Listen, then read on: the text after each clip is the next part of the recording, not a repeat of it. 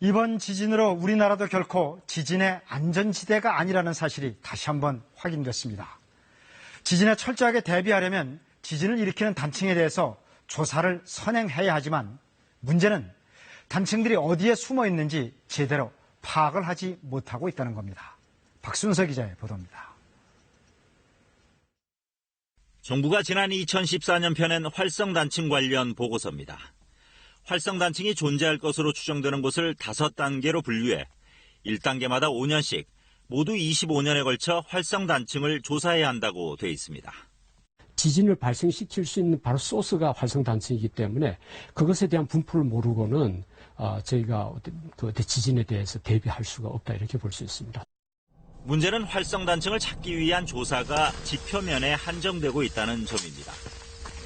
단층은 지표에 드러나는 경우가 드물어 지표 조사만으로는 한계가 있습니다. 사실 지난해부터 잇따르고 있는 지진 대부분은 지표면에서 5km보다 더 깊은 곳에서 발생하고 있습니다. 향후 조사가 지하에 감춰진 숨은 단층을 찾는 데 초점이 맞춰져야 하는 이유입니다. 이와 함께 해저에 있는 활성단층에 관한 조사 필요성도 제기되고 있습니다.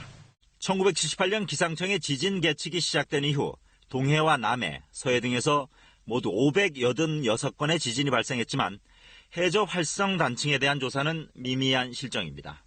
지금 현재 동해안 연안과 서해안을 따라서 많은 지진들이 발생하고 있고 이곳은 그곳에 단층이 있음을 의미하고 있습니다. 하지만 해양 지역은 내륙 지역과 달리 탐사와 조사에 한계가 많은 지역이므로 내륙처럼 자세한 연구가 이루어지지 못한 실정입니다.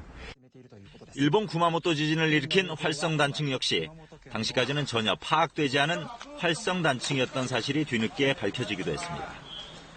한반도에서 언제든 규모 7.0 내외의 큰 지진이 일어날 수 있다는 경고가 나오고 있는 만큼 숨어있는 활성단층에 대한 면밀한 조사가 뒤따라야 할 것으로 보입니다. KBS 뉴스 박순서입니다.